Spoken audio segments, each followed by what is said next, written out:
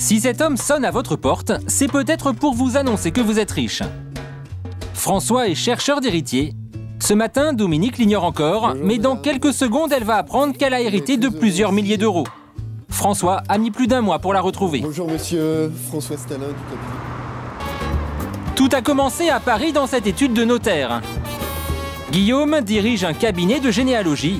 Une notaire l'a sollicité pour qu'il mène une enquête. Comment vas-tu? Bonjour Guillaume. Très bien et toi? Très bien, merci. Chaque année, un peu plus de 10 000 personnes décèdent en laissant un héritage, mais sans héritier identifié. C'est le cas aujourd'hui d'une femme de 81 ans. Elle a été décédée célibataire. Exactement, sans enfant. Non. Sans enfant, pourtant, elle laisse un héritage plutôt conséquent. Apparemment, de ce que m'a dit Muriel, je vois déjà qu'il y a un appartement à Paris. Et après, le reste, je vais le découvrir en même temps que vous, c'est-à-dire dans quelques secondes. Des comptes, des actifs, du mobilier, une succession assez classique quant à sa composition. Une succession provisoirement estimée à plus de 400 000 euros. Un dossier important pour lequel le travail s'annonce difficile. Un gros merci, je pars en chasse. Je te tiens au courant rapidement. Des cas comme celui-là, le cabinet de Guillaume en résout plus de 5 000 chaque année. Oui, François Guillaume à l'appareil. J'ai un nouveau dossier, vous venez dans mon bureau? Pour ce nouveau dossier, c'est François qui est chargé de l'enquête. Et après, le travail de chercheur commence maintenant, vous allez voir. On a des grandes partitions dans lesquelles on va commencer à marquer le défunt.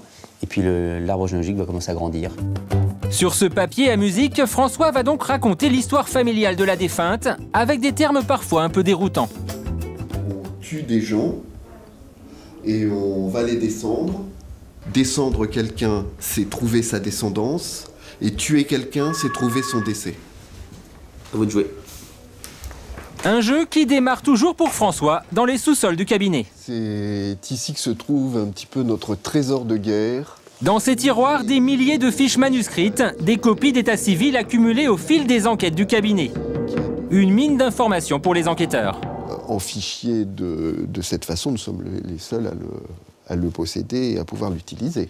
On y trouve des professions qui nous paraissent maintenant désuètes, anachroniques, mais qui représentent un peu la vie telle qu'elle était à cette époque-là. Vous voyez, ce monsieur était cocher boulevard de Vaugirard en 1912.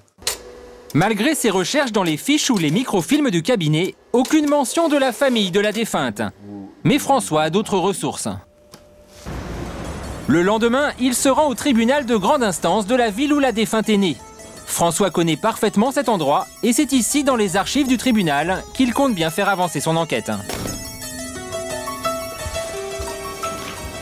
Tout d'abord, consulter les tables décennales de la commune de Gennevilliers, parce que la personne dont je recherche la descendance s'est mariée en 1912 à Gennevilliers.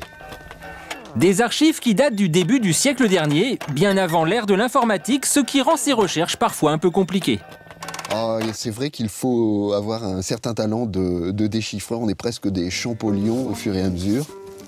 Au fil des informations collectées, l'arbre généalogique de la défunte s'étoffe peu à peu. Après des heures passées à consulter les dossiers, il pense même avoir identifié des héritiers potentiels, 4 cousins au 5e degré. Mission réussie pour François. De retour à son bureau, il tente de contacter Dominique, l'aîné de ses héritiers présumés. François Stalin, généalogiste à l'appareil. Oui, bonjour. Je recherche les héritiers d'une personne qui vous était lointainement apparentée. Oui. Après quelques questions pour vérifier qu'il n'a oublié personne dans la famille, François est désormais sûr de lui. Ces renseignements confirment que vous avez des droits à faire valoir dans cette succession. Donc... Mais les futurs héritiers que François appelle ont parfois des réactions inattendues. Plus d'une fois, on l'a pris pour un simple représentant. Des personnes qu'on contacte qui vont carrément avoir une réaction négative, quoi. Ça ne me regarde pas, je ne suis pas concerné, et ils raccrochent. Dominique, elle, n'a pas raccroché. Quelques jours plus tard, François se rend donc dans la Nièvre pour la rencontrer. C'est une partie qui me plaît énormément parce que ça permet de rendre vivant en fait le tableau papier que vous avez vu se constituer au fil des recherches. Vous êtes arrivé. On est censé être arrivé, mais arrivé où? François a beau avoir réussi à retrouver la piste d'un héritier depuis plusieurs générations, il lui faut maintenant retrouver son chemin. Bonjour, je cherche monsieur, madame. Dans l'église, il faut appuyer sur la droite. Il y a une maison qui est toute seule avec un tas de bois, enfin un hangar, tout ça. D'accord. Pour François, c'est l'aboutissement de plusieurs semaines de recherche. Une maison isolée avec un tas de bois, c'est peut-être là.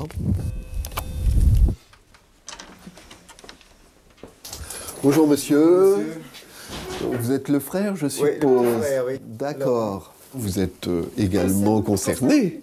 À voir. Après l'appel de François, Dominique a déduit que l'héritage provenait de sa marraine, qu'elle n'a pas vue depuis 40 ans. La dernière fois que j'ai vue, c'est pour ma communion, ma marraine. Moi, je la connais hein, sur les photos.